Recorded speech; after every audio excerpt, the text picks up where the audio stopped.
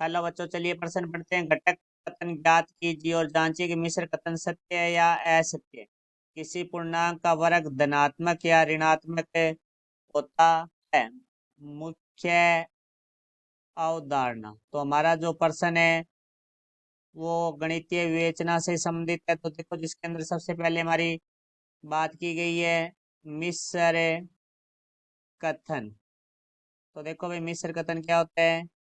वे कथन जो दो या दो से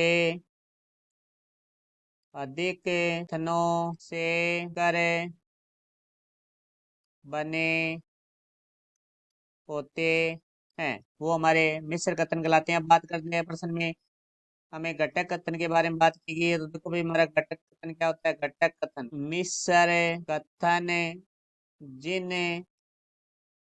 कथनों से मिलकर होता है वे कथन घटक कथन कहलाते हैं। तो अब देखो, हमारा जो प्रश्न है किसी पूर्णांक का वर्ग धनात्मक या ऋणात्मक होता है। तो देखो भाई, यहाँ लिखेंगे किसी पूर्णांक का वर्ग धनात्मक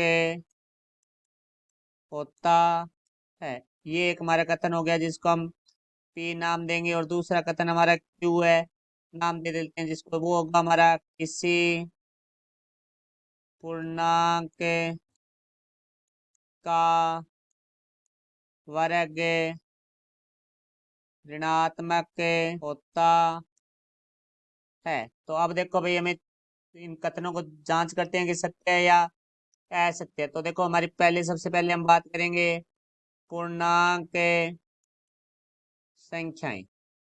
तो पूर्णांक संख्याएं हमारी माइनस अनंत से शुरू होती है, इस तरह चलती है -3, -2, -1, 0, -1, -2, 3, इस तरह अनंत तक होती है। तो देखो भी, अब देखो हम इन संख्याओं को यदि वर्ग करते हैं तो देखो, ऋणात्मक संख्या -3 का वर्ग 9 होता है, -2 का वर्ग भी 9 होता है, -1 का वर्ग भी 9 होता है, 0 का वर्ग 0 होता है, 1 का वर्ग 1 होता है, 2 का वर्ग 4 होता है, 3 का वर्ग 9 होता है। तो इस तरह से हम देखते हैं कि कोई भी पूर्णांक संख्या उसका वर्ग है वो हमारा हमेशा धनात्मक होता है। तो इसने प्रश्न में लिखा है कि किसी पूर्णांक का वर्ग धनात्मक होता है। तो ये हमारी बात है सत्य है, क्योंकि किसी भी पूर्णांक का वो वर्ग है वो धनात्मक होता है। तो किसी पूर्णांक का वर्ग ऋणात्मक होता है, तो ये हमारा कथन है वो असत्य है। तो अब देखो, मिश्र कथन कैसे सत्य होगा या असत्य, ये देखना है। जब या शब्द का प्रयोग हुआ है तो दोनों में से एक कथन यदि सत्य है तो हमारा मिश्र कथन है वो सत्य होता है। तो देखो, पी हमारा सत्य है और क्यू हमारा असत्य है। तो एक कथन हमारा सत्य है, तो या शब्द लगा हुआ है, इसका अर्थ हुआ कि हमारा जो मिश्र कथन सत्य है, क्योंकि इसका कारण ये है कि पी हमारा सत्य है जबकि क्यू असत्य है, क्योंकि या शब्द के लिए हमारे एक कथन का सत्य होना आवश्यक है। ये हमारे प्रश्न का उत्तर हुआ। आशा करता हूँ समझाया होगा। धन्यवाद।